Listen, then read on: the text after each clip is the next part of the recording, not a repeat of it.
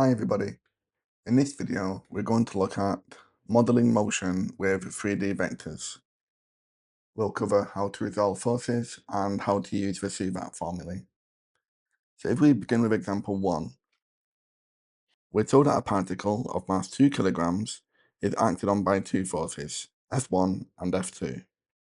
We need to find the resultant force acting on the particle, expressing our answer as a vector. So if we imagine we have this particle, we'll call this P, and we've got a force acting in this direction, we'll call this F1, and this has at the column vector 7, -4, and +3. And we have another force acting in this direction. We'll say this is F2. At the column vector, this is -5, 6, and 9. F1 and F2 will give us a resultant force acting in, let's say, this direction. We'll call this FR. This is the resultant force. And we can find this resultant force by adding up F1 and F2. So FR will equal F1 plus F2. When you add these two together, for the I component, we get the 7 plus the -5, which is 2, the -4 plus the 6, and the 3 plus the 9. So this is the answer in column vector form, in newtons. In IJK form, FR will be 2I plus 2J plus 12K newtons. For part B, hence determine the acceleration of a particle, giving our answer as a vector. So this follows on from year 12. We know force is a product of the mass and the acceleration. The mass is a scalar, and the force and the acceleration are both vectors. They both have direction and magnitude. M only has magnitude. So the resultant force, 2, 2, and 12, will equal the mass, we're told is 2 kilograms, multiplied by the acceleration, which will have an I component, let's say x, a j component, and a k component we'll call z. Now we can work out x, y, z. If we divide both sides by the 2, then x will equal the 2 divided by 2, the y will equal the same, and the z will equal 12 divided by 2, 6. So the acceleration will be I plus j plus 6k, and this is in meters per second squared. Okay? Sometimes you could be asked to work out the magnitude of the acceleration. So you would write it as a vector, and then you would Pythagorean this to work out its magnitude. Let's try example 2. So now we're told that a particle, initially at rest at point O, accelerates according to this vector for 5 seconds. We need to find the speed of a particle after 5 seconds, given our answer as a simplified third. So this is where we use the CVAT formulae. We've got displacement, initial velocity, final velocity, acceleration, and time. We've been given that the acceleration as a vector is 4I minus 6J plus 3K. We're told that the time is 5 seconds. And we're also told that the particle is initially at rest, so U will equal 0. We need to find V. So V will equal U plus AT. And we know the final velocity is a vector.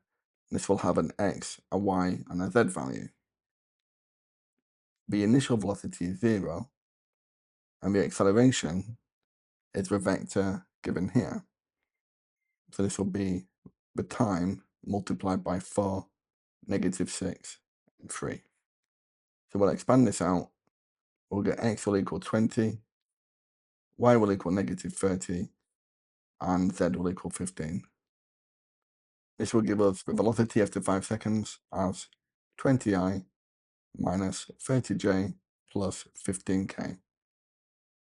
We're told to work out the speed. which is the magnitude of this velocity. So a magnitude of v will be the square root of 20 squared plus the 30 squared. We can use positive 30 because that's the same as negative 30 squared plus the 15 squared. When we work this out, we get a speed of 450.4 meters per second. And then for part B, find the distance travelled by the particle in the first 5 seconds. So if we work out the displacement and then find the magnitude of that, we know S will be ut plus 1/2 of at squared. So S will be 0t plus 1/2 of that acceleration vector multiplied by the time squared, which is 25. So the displacement will be 25 over 2 multiplied by 4, -6, and 3. And this will be in meters. We can expand this out and we'll get 50, -75, and 37.5. To work out the distance,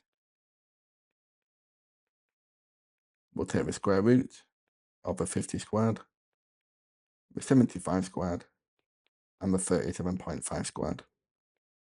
This will give us a distance of 25 root 61 over 2 meters. Okay? So this is very similar to what we did in year 12. It's just that now we're using 3D vectors rather than 2D.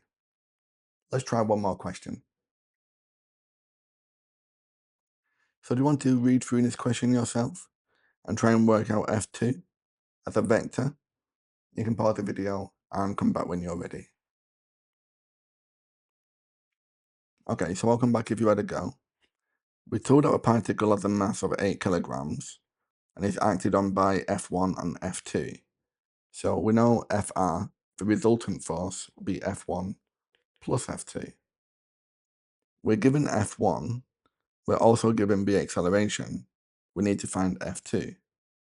The resultant force will be a product of a mass times the acceleration.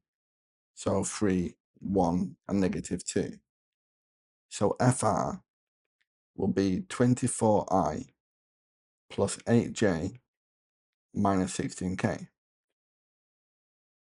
We can substitute this resultant force into here, along with F1.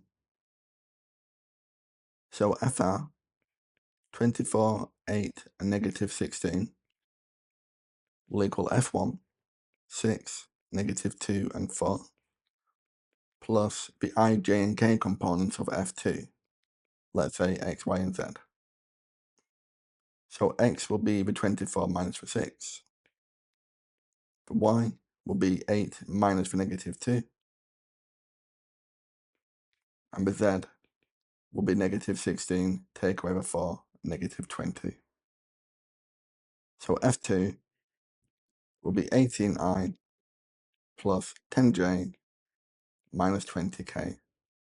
And this will be in newtons. How did you get on with that? Let's try one more question. So do you want to read through question 4 and try and answer parts A and B? You can pause the video and come back when you're ready. Okay, so welcome back. We're told that a particle accelerates from rest with a constant acceleration given here. We need to find the magnitude of a particle's acceleration. So if the acceleration as a vector is 11, -2, and 10, then the magnitude of that acceleration will be the square root of 11 squared plus the 2 squared plus the 10 squared. And this works out to be 15 meters per second squared. For part B, calculate the time it takes for a particle to travel 120 meters from its starting point. So this is where we use CBAT. With displacement, we know is 120. We're told that the initial velocity is accelerating from rest, so u equals 0. The final velocity isn't relevant. The acceleration, well, because we want to work out the time, and time is a scalar, we can use the magnitude of that acceleration. So that would be 15. And we'll have that as t. So we can use the equation s equals ut plus 1/2 at squared. So 120 will be 0t plus 1/2 of 15 times t squared. So 120 will be 7.5 t squared. Then we can divide both sides by the 7.5 and we get 16 will equal t squared. Therefore, t will be equal to 4 seconds. Well, thank you very much for watching. I hope you found that useful. If you want more practice on this topic, you can download the worksheet and view the online lesson from my website, mrmathematics.com. I'll leave a link in the description below.